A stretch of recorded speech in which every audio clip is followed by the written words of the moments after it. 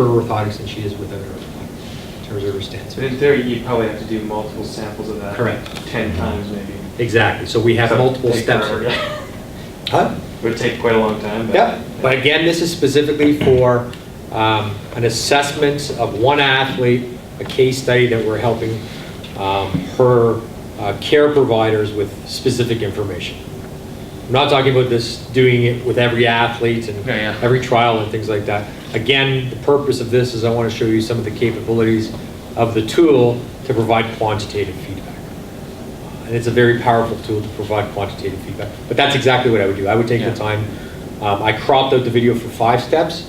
I would actually do an assessment of 5 steps and take an average to see whether or not. And would it be like to do it after, say, 30 minutes of run too? Like when the athlete's fatigued, right?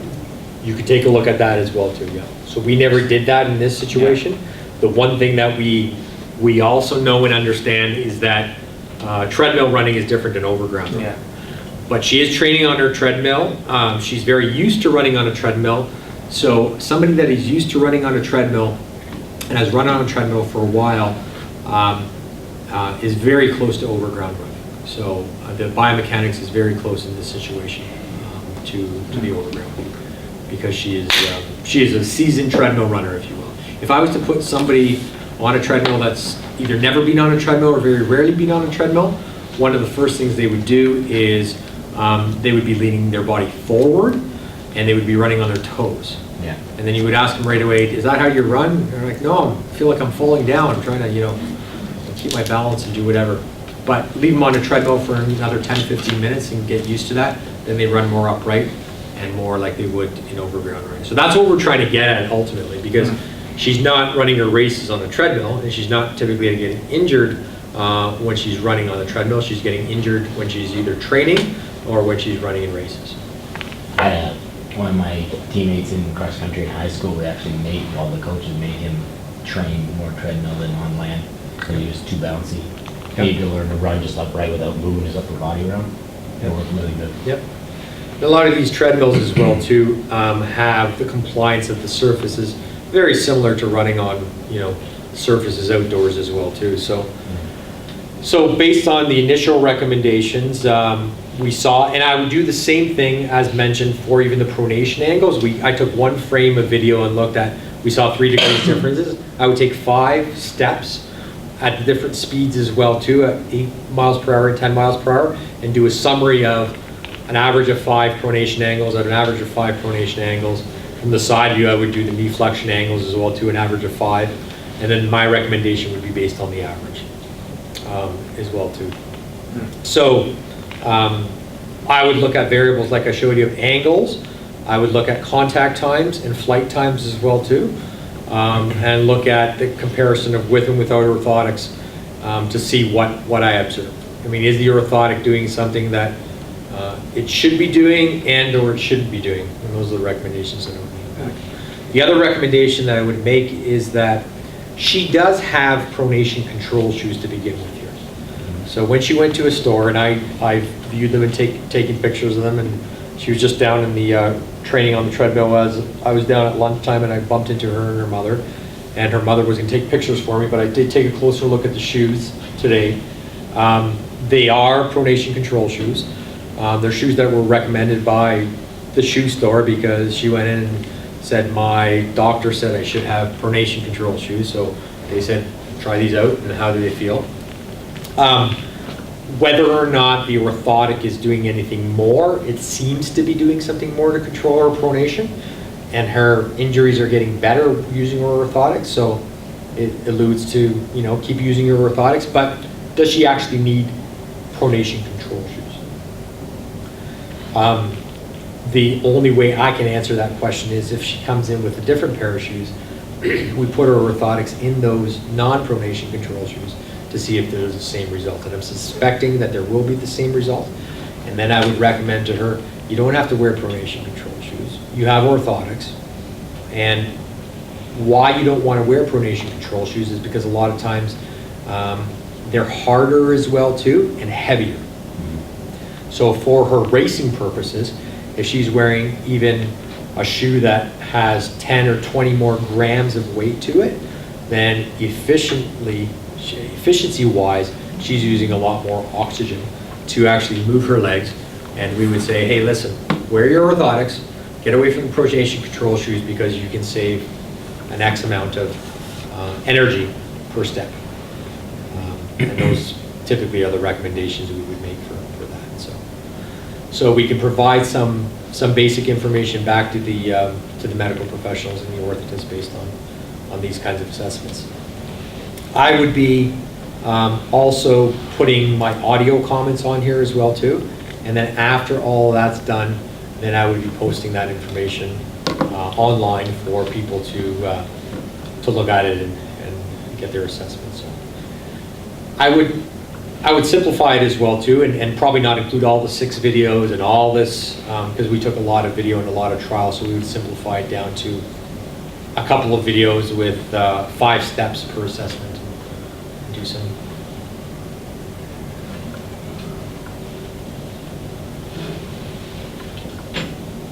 Any questions on that?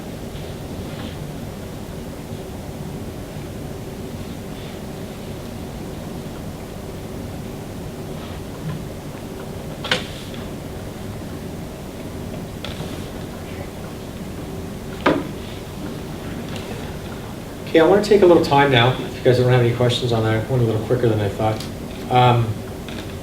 Maybe discussing a little bit about your assignments, and maybe discussing a little bit about the timing of that and when we want to maybe do that presentation.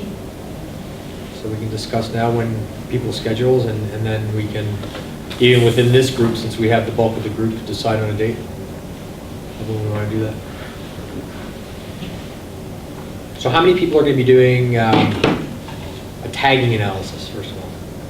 Probably. 1, 2, 3. Yeah. Probably in August. Sorry? Probably in August. In August when you Yeah, because get... there's no track. I wanted to do it per points race because that's the only one I can visually film the entire thing. Okay.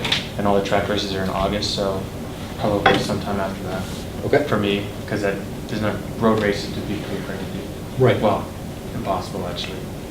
So what are you picking, a distance, a discipline, something? Probably like a points race because it's... What's a points race, sorry? It's like where they race, say, 60 laps. Okay. And every 5 laps there's a sprint for points. The person with the most points at the end wins. So there's many like things okay. going on, attacks, people taking laps. Like obviously one of those like thinking is like, well, you have a point for each sprint lap, and then just, like breakaway points. And, come So up with a couple of different ones. So you're thinking of taking that whole race, Yeah, I just tagging film it? the whole thing because it's on a track, right? So Right. I can just film the whole thing, Yep. and then just do it for that. Whereas a road race would be impossible. Would be false. And then probably something like this for bike fit, maybe. So, a stationary bike. So you're thinking of doing a couple different things? Yeah, probably a couple of different. So the one, and then probably something with this, and then possibly on the motorbike if I can get to work, but Okay. not too sure. And from the bike fitting perspective, what you have a focus on, like maybe? Well, like funnily enough, like for like you're talking about orthotics and cycling, we actually have pedal shims, Right. and we can actually like shim their pedals out. So Yeah. possibly doing something like that, and then another one would be doing motor pace sessions where you've actually got the power meter also displayed on the screen, so you can see sort of when. My concept being is that so if they're in time trial position, at what sort of wattage does their form sort of fall apart? Okay, that's interesting. So 3 different. We'll see. Okay. Don't make. I mean, it sounds like you're trying to do a lot as well. Too. Well, I Trying just to take focus away on- one at a time. Like I've already done the bike fit stuff a little bit just with the simple express Yep. one. Yep. But I'm interested to try with the actual dartfish because Okay. it was a little, the camera I think was most of the issue because like you're saying it's getting blurry, and if Yeah. they're doing high RPM, which is what I'm really interested at, Yeah. it's like a lot of the bike fit stuff we do is stationary. So, you know, hold your light position here, Right. right, where it'd be more saying like, hey, do 400 watts, Yeah. you know, for a minute, and then we'll film it after a minute and Mm. see what you do, because a lot of athletes move their position on the saddle when they're fatiguing, so. Makes sense. do So when you stuff do like bike fitting with shims, just out of curiosity, you're shimming whatever that. Between the millimeters. cleat and the shoe. Yeah. Which is a flat surface. I've seen people do that before, but what are you trying to observe, either with video or with your eye or whatever, what are you trying to achieve by shimming? Flattening out their foot. flattening out their foot because, what's the performance? Well, or I'm not purchase? too sure. Whether Better power maybe, generation. yeah, Sorry? maybe. Better power generation. Yeah. Better power generation for performance. A lot of guys complain about hot spots too. Hot spots underneath their foot. Feet, like they get pains on like the right side of their foot, which if you're doing a 5-hour race, and orthotics don't work very well in cycling shoes because when it's 35 degrees out and you're cycling for 5 hours, your feet actually swell. So most cyclists actually want a fair bit of room in their shoe so that their foot can essentially expand. So I saw some shim bike- work a lot better. I saw some bike fitting stuff that I think you can use some of the features specifically for doing tracking. They took video from the front, they did some shimming, Yeah, and they looked at the knee trajectory. yeah. Well, like I've just done it simply with just a laser level and a crappy camera. But I mean, so basically, I've sort of done most of this stuff, just never with the really low tech way of doing it. So. Try it putting a black magic marker on their kneecap, Yeah. right? Just like Yeah. you saw here. Do the different shims and then do an auto track in Dartfish and you can actually see the path. And what I've seen in bike fitting before, it's really, really cool. So if you can actually, I'll just show you in the runner. I might even have a bike fitting. It's funny because I actually work with Emily on the bike. That's, Do you? Yeah, that's one of the designs. Well, I offered to her as well too. I didn't know you work with her on the bike, but I said to her we could do a full running, biking, and or swimming assessment because we work with our underwater cameras and swimming. So she would be a perfect candidate. But if I actually mark this point here, her knee joint, Yeah. and I'm going to do right-click track, track that object, and then I'm going to also say to show the trajectory of that object. As I'm playing this now, You'll watch it move around in that. oh, it won't because I don't know why. Let's put it back on. Tracking, object, right-click, show trajectory. Maybe I won't go big screen right now, but as I play that, go frame by frame, it will show the trajectory of her knee. Oh, that's kind of neat. Cool. Yeah. So now you can see the consistency of the trajectory. So on a bike, what I've Yeah. seen with tracking of knees, Needs to see this. exactly, so the knee, and you can get multiple trials, is that when you get that shim right and you want to keep consistent, I mean, I'm not sure what the path of the knee, sometimes too much path in this, as shape that you see is Yeah. very inefficient, right? And with shims, you can get that, and when you see these trajectories overlapped, when the shim is proper, you're not getting a lot of variability in that knee tracking. It's overlapping time after time after time again. So an athlete I worked with, Allison Beveridge, who's got a silver medal at the last for Yep. Team Pursuit. She had like a lot of knee movement at low speed and Yeah. low power output, and then as soon as it high, it would just straighten itself out. And I played with shims and obviously got it wrong because it turns out it was a leg discrepancy. So with the longer leg had too much play in it, essentially. So it was moving all over the place. Yeah. The saddle height was maladjusted for that one side. Yeah. So she got a couple of big shims, like almost a centimeter plate underneath her. And it helps and works for her. So I'm just letting this video run and you're seeing the auto tracking with the overlap. Now, in this situation, because she moves back and forth on the treadmill sometimes, it's hard to look at that overlapping. But if you had a stationary camera with a bike, then they're clipped in. I've done it with rollers, it's pretty good. Yep. Trainers not very good because they can be they can get away with doing all sorts of weird stuff. Yep. With balances and in play. So all good ideas for your projects. I think you have a lot of interesting. I mean, I don't think I'll get all 3 of those ideas done. No, Probably but one or two. and I Whatever it's on. wouldn't try to fit that all into this project. But if you do a little tagging and then you want to do a little skill assessment, then you can do that as well too. So. Like in tagging, especially with the iPad, just someone filming it. I mean, that could do that in, well, live. Yeah, exactly. Right. Just let the video camera roll. Use Easy Tag and. So anyways, I was just gonna say, like, September would be, I mean, it gives a month and a half to kind of try to find the video data. But I know for winter sports, that might not be great. Yeah, It's not really an event till, No. I mean, Do you guys have enough video footage and other things like that to work with to do a project in the next couple months? Or not? yeah, how do you want, Yeah. what's the format and all that again? So you guys weren't here in that class, right? no, Well, let's go over that quickly. So just to review. We went over it, I think that last. Sorry? before. I think we went over it a bit. We did, the very but last class last year. the last class last year, we did go over it, but I did go over it in more detail. Oh, you did.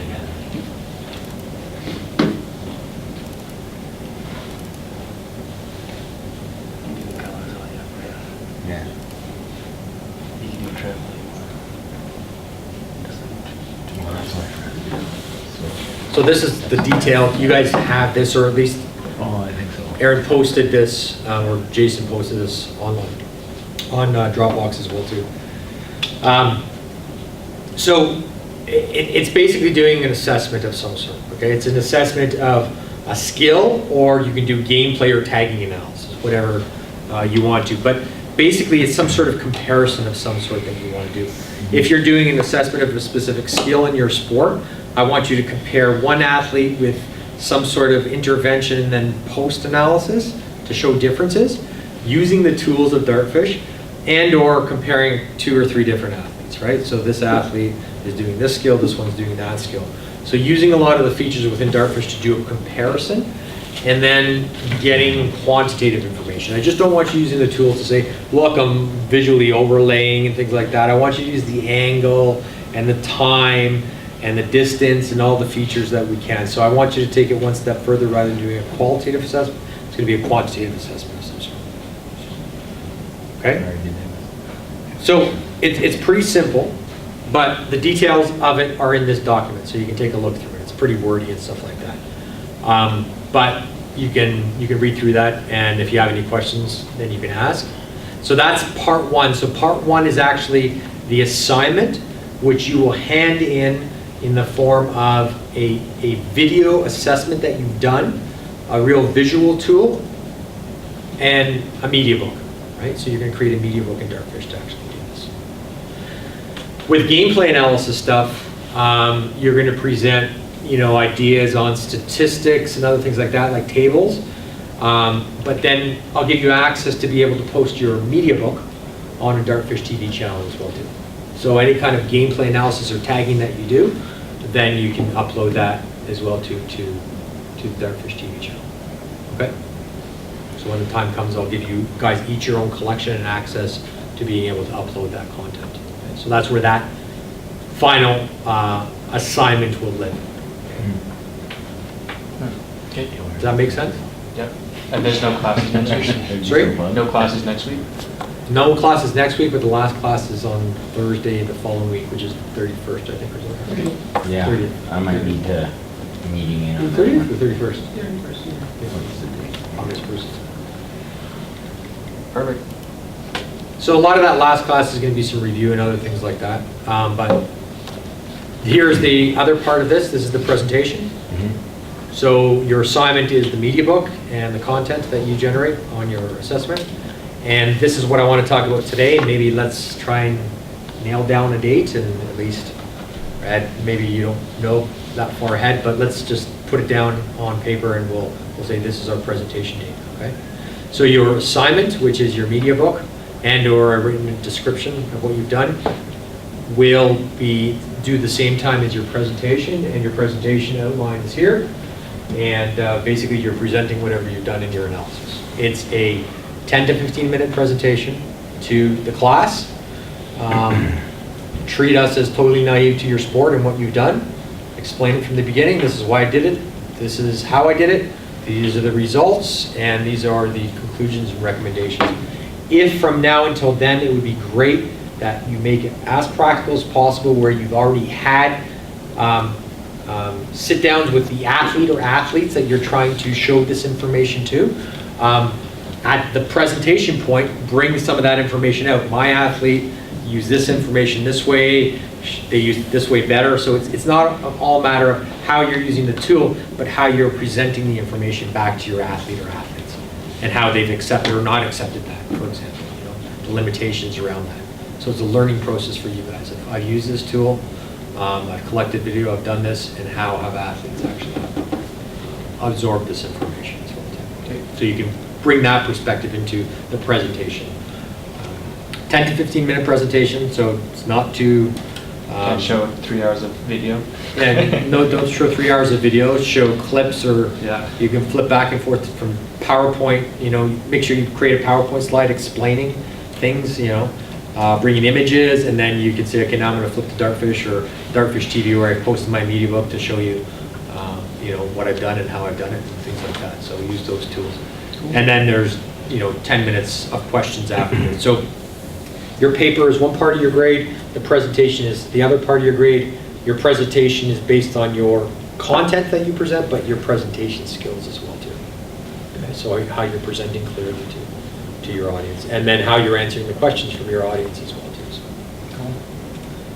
Sounds good. So, want to pick a date? Is October better, September? I mean, we have like mid-July now, August, we can do mid-September. That'll give you a couple months to actually prepare this. And in the meantime, please, if you need any one-on-one stuff with me, just contact me and we'll sit down for whatever time you need to go over some of the stuff. So if you have some questions about what you're doing and how you're doing it. Early I'm good. October would be better for us. Okay? Yeah, well, that's Like what we early discussed October for originally. me. Yeah, that's fine. Like the first week in October would be great. Okay?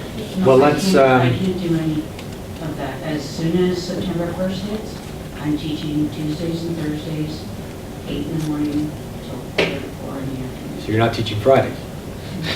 There you go. So Monday or Wednesday. Oh, you say Tuesday through Thursday, how about Monday or Friday?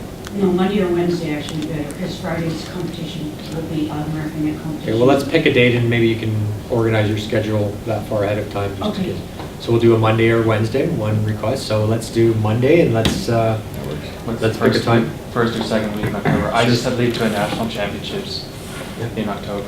Just let me open up my schedule. I know I have a conference. October Spin. spin. When is it? Spin. October First 1st week. is